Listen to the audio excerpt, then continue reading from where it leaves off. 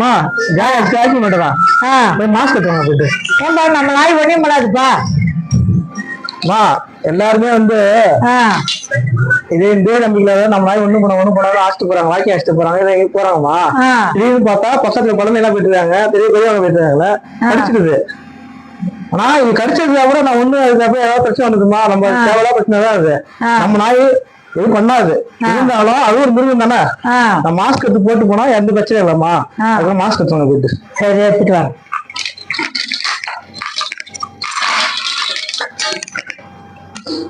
இந்தப்பா மாசுக்கு. இப்ப நம்ம குழந்தையும் இட்டுன்னு போனோம் கடைக்கு.